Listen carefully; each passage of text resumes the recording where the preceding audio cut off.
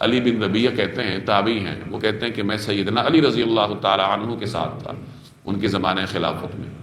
وہ کہیں تشریف لے جا رہے تھے، تو جب وہ سواری پر بیٹھنے لگے تو جب انہوں نے رکاب میں پاؤں رکھا تو بسم اللہ پڑھی،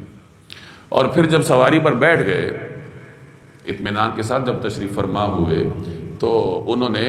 الحمدللہ کہا، اور پھر یہ دعا پڑھی سبحان الذی سخر لنا ھذا وما كنا له مقرنین وانا الى ربنا لمنقلبون، پھر 3 مرتبہ الحمدللہ کہا، 3 مرتبہ اللہ اکبر کہا، پھر کہا سبحانک لا الہ الا انت قد ظلمت نفسی فاغفر لی، اور پھر اس کے بعد ہنس پڑے۔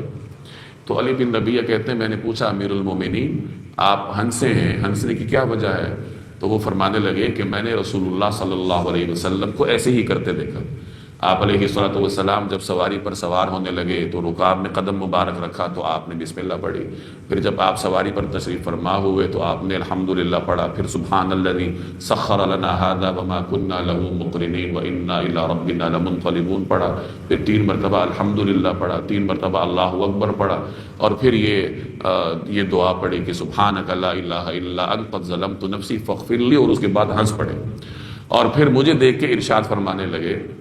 کہ جب بندہ مومن یہ دعا پڑھتا ہے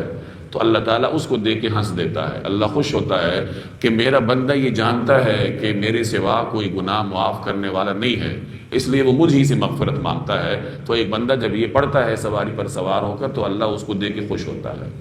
تو اس سے 2 باتیں معلوم ہوئی، ایک تو سنت آپ کے سامنے آئی کہ یہ سواری پر بیٹھنے کا طریقہ کار ہے کہ جب آپ سواری کے پائیدان پر قدم رکھیں تو بسم اللہ پڑھیں، اور جب آگے جا کر آپ سیٹ پر بیٹھ جائیں تو الحمدللہ پڑھ کے پھر یہ دعا پڑھیں سبحان الذی سخر لنا ھذا وما كنا له مقرنین وانا الى ربنا لمنقلبون، پھر 3 مرتبہ الحمدللہ پڑھیں، 3 مرتبہ آپ